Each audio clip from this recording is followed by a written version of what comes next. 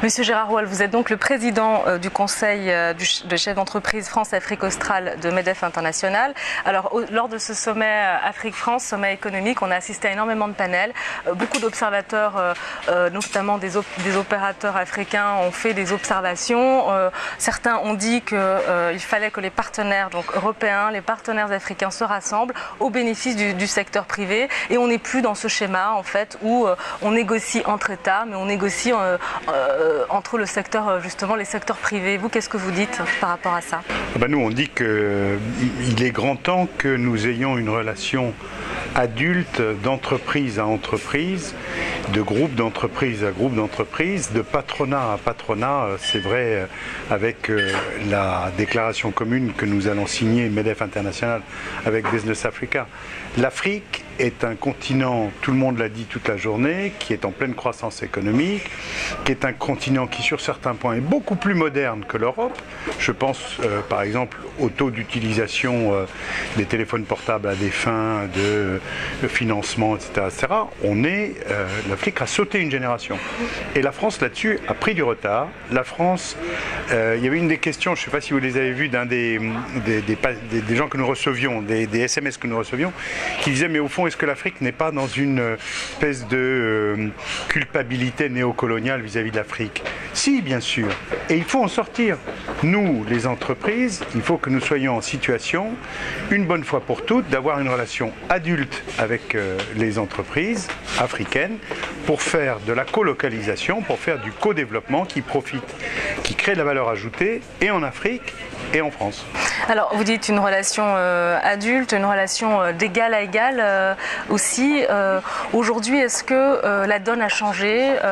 Les leaders africains, les opérateurs économiques, en tout cas du continent africain, veulent aujourd'hui partager en fait une certaine culture d'entreprise et échanger aussi sur la manière dont il faut aborder les économies africaines. Les partenaires, les acteurs économiques africains, ils veulent deux choses. Ils veulent des produits de qualité et ils veulent des produits qui respectent une vision long terme de leur propre économie. Vision long terme, c'est-à-dire une vision créatrice de valeur, mais aussi respectueuse, ça a été dit ce matin dans le panel que j'animais, des questions de responsabilité sociétale, sociale et environnementale. Et donc, c'est à nous de dire, ok, on va se débrouiller pour que on soit dans une relation, comme je disais, adulte. Et effectivement, on a senti que les entreprises africaines, aujourd'hui, elles savent très bien qu'elles ont le choix. Elles peuvent aller voir des Chinois, elles peuvent aller voir, comme disait le ministre, les nouveaux amis de l'Afrique, alors que nous sommes des vieux amis, mais nous sommes des vieux amis qui avons parfois honte de dire que nous sommes là aussi pour faire des affaires et de dire que nous sommes capables de faire au moins aussi bien que les nouveaux amis. Allons-y. C'est ça qui a été dit toute la journée. Alors ce qui a été dit aussi, c'est que la France avait perdu du terrain, absolument, notamment dans ce qu'on appelle son précaré en Afrique francophone.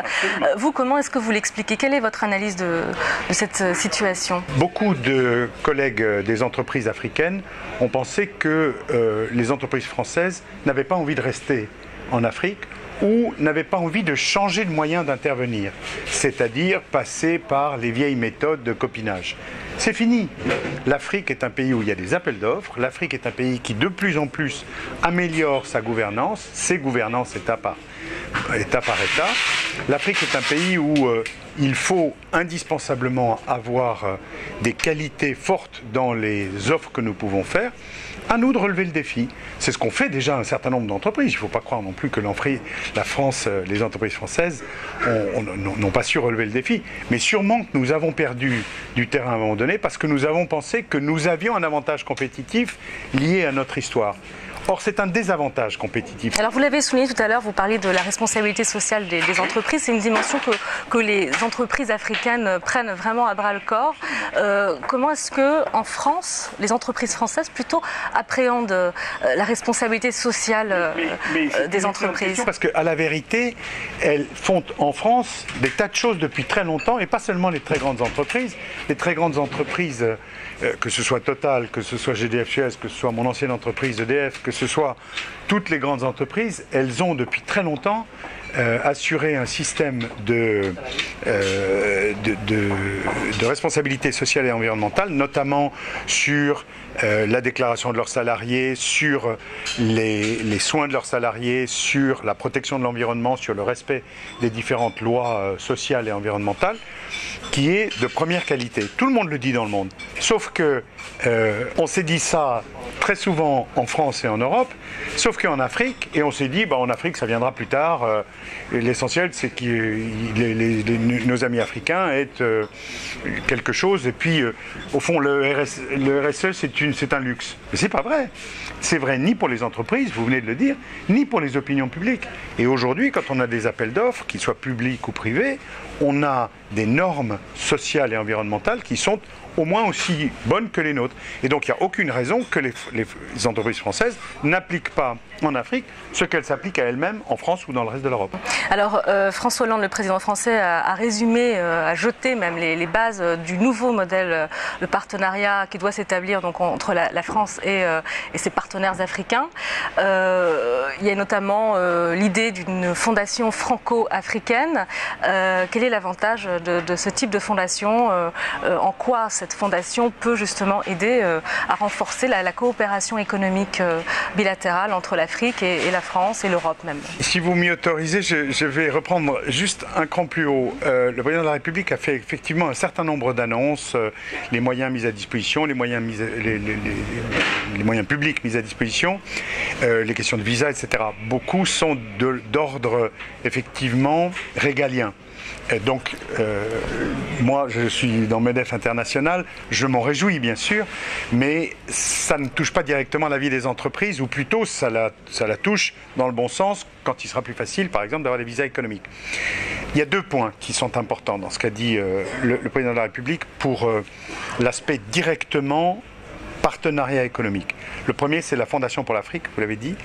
Le deuxième, c'est un point fondamental que les entreprises françaises, les PME françaises que nous poussons à travers MEDEF International notent à chaque fois, c'est ce qu'on appelle le dérisquage. Alors c'est un affreux mot, mais comment dérisquer l'investissement? Sur ces deux points, le président a fait des annonces très importantes. Le premier, c'est la Fondation France-Afrique.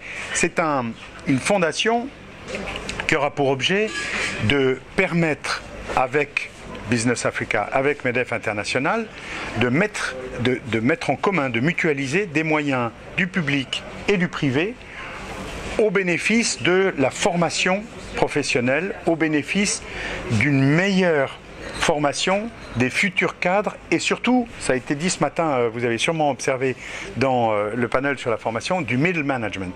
Le problème des élites africaines, c'est pas le problème des élites supérieures.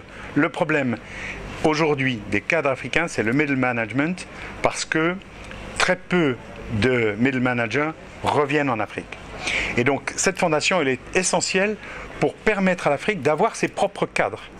Et puis le deuxième élément, c'est ce qui a été annoncé par le président sur les moyens supplémentaires qui seront mis à disposition des entreprises pour pouvoir les dérisquer. Il n'est pas normal, ai-je entendu comme vous tout à l'heure de la part de la bouche du président de la République, il n'est pas normal que des entreprises françaises qui font des efforts de compétitivité importants pour se mettre au même niveau que les offres qui peuvent venir des pays dits les nouveaux amis, soient in fine incapables de présenter une offre aussi compétitive, non pas à raison de la compétitivité intrinsèque de l'offre, mais à raison du fait que une entreprise étrangère aura pu dérisquer et donc demander, après on rentre dans des taux très techniques de rentabilité, et ça, c'est pas normal. Et donc la France se met en ordre de marche pour que les entreprises françaises soient dérisquées de la même manière que les entreprises étrangères. C'est une excellente nouvelle pour nos entreprises. Alors une dernière question, elle concerne le rapport sur le nouveau modèle de partenariat, rapport du Sénat. Beaucoup d'observateurs africains qui ont une analyse un peu nuancée sur les conclusions de ce rapport. Même parfois la lecture de ce rapport suscite même la controverse.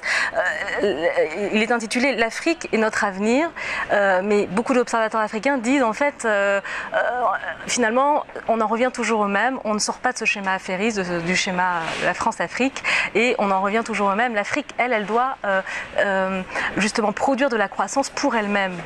Oui, je pense que vous avez parlé de ce rapport-là. Comme ça a été dit aujourd'hui, par le président de la République lui-même d'ailleurs, des rapports, il y en a plusieurs en ce moment.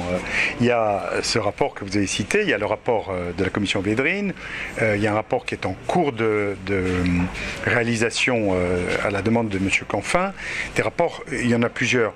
Mais venons-en à la question essentielle. Est-ce qu'on est irrémédiablement condamné, au fond, à rester sur une logique néocolonialiste de France-Afrique? Moi, je suis persuadé que non. Je suis persuadé que non, parce que je vois au quotidien, quand j'emmène des délégations, pas seulement en Afrique du Sud, au Mozambique, en Namibie, quand nous recevons ici des délégations de pays africains, il y a aujourd'hui une volonté des deux côtés, de la part des entrepreneurs africains comme de la part des entrepreneurs français, d'être dans un modèle décomplexé, modernisé, de relations business, absolument comme nous pouvons l'avoir en Amérique latine ou au Moyen-Orient. Et je crois que l'Afrique nous en sait gré, en tout cas les organisations patronales que je vois, mes homologues, si je puis dire, que ce soit en Afrique du Sud avec le Black Business Council, que ce soit le CTA au Mozambique, je pourrais en citer à peu près, ou que ce soit au Maroc, notre collègue était là aujourd'hui, ils veulent avoir des relations décomplexées, modernisées, avec l'avantage que procure la France du point de vue de la langue, dans un certain nombre de pays, avec l'avantage que procure la France du point de vue du nombre d'étudiants formés. Je rappelle que la France est le premier pays au monde en termes de présence d'étudiants africains, et pas seulement d'étudiants francophones. 110 000 étudiants africains en France. Le deuxième pays, c'est les États-Unis, 38 000 seulement. Donc, nous avons des avantages. Mais avec tous les rapports qui sont sortis, certains qui suscitent la controverse, vous dites non, il n'y a pas de controverse. Si, bien sûr, je dis il y a une controverse. Et je dis, il faut sortir de cette controverse. Tout ce que j'entends, ça c'est les rapports. Très bien. Nous, on est des hommes et des femmes d'entreprise. On lit ces rapports, ça fait partie de notre quotidien. Mais notre quotidien, il ne se fait pas dans ces rapports. Notre quotidien, il se fait dans les comptes de résultats et dans le bilan de nos entreprises. Et ce qu'on dit, nous, c'est que l'avancement... Mais vous dites Monsieur Wolf, que la France, elle est sortie de ce schéma affairiste, de ce qu'on appelle la France-Afrique. Vous dites qu'on est sur le point d'en sortir, ou elle en est sortie? Je pense qu'elle en est sortie aujourd'hui à 90%. C'est-à-dire que je pense qu'il reste des poches, si je puis dire, dans des pays ou dans des comportements d'entreprise, des deux côtés, soyons clairs, qui sont encore de type, on va dire, affairiste. Mais je pense qu'à 90%, on en est sorti. Et je pense que si on a bien tous écouté ce qu'a dit notre amie Ngozi, la ministre des Finances du Nigeria, qui est mondialement connue, c'est ça qu'elle a dit. Elle a dit, aujourd'hui, j'ai senti que, et du côté africain et du côté français, on veut définitivement fermer cette page qui a tous les relents que certains nous voient. Alors, est-ce que ceci peut transparaître dans des rapports? Est-ce qu'il peut y avoir une phrase maladroite à gauche ou à droite? Certes, mais nous, ce qui nous intéresse, c'est le business. Ce qui nous intéresse, c'est, et quand je dis nous, c'est pas seulement les Français, c'est nos collègues de Business Africa. Quand vous voyez les gens du Black Business Council en Afrique du Sud, ils s'en foutent complètement de la France-Afrique. Eux, ce qu'ils veulent, c'est que ça avance. Si les entreprises françaises viennent, ils sont ravis. Si elles viennent, comme l'a dit mon ami Christophe de Margerie, avec des Chinois ou avec des Brésiliens, eh bien tant mieux. Parce que les Brésiliens ou les Chinois, ils n'ont pas notre qualité du point de vue formation, du point de vue respect de la RSE, et inversement. Donc ce que vous nous dites, c'est qu'il ne faut pas opposer les partenariats sud-sud avec les partenariats nord-sud. Absolument, absolument. Il y a une synergie possible. Absolument. Et je pense que ceux qui sont encore, qu'on entend trop souvent, ceux qui sont encore sur le thème la Chine fait du dumping, la Chine construit et puis les entreprises chinoises et puis partent de l'Afrique et puis elles s'en foutent de l'Afrique, et nous les entreprises françaises on doit en avoir peur. Et ben nous on dit non, c'est pas ça la réalité. La réalité c'est celle qu'a dite Christophe de Margerie, c'est aujourd'hui la très grande majorité des pays africains, ce qu'ils veulent, c'est pas une entreprise d'un pays particulier, ce qu'ils veulent, c'est le meilleur attelage. pour tirer la charrue de leur développement. Si cet attelage est nécessairement avec des gens locaux, mais des gens de leur pays, et si c'est avec des Français et des Chinois, si c'est avec des Brésiliens et des Français, et si c'est dans certains cas sans les Français, parce que c'est pas eux les meilleurs là-dessus, c'est normal. Et c'est ça qui est bien. Très bien. Monsieur Gérard Wolf, vous êtes président du conseil des chefs d'entreprise France-Afrique australe de MEDEF International. Merci. Merci à vous.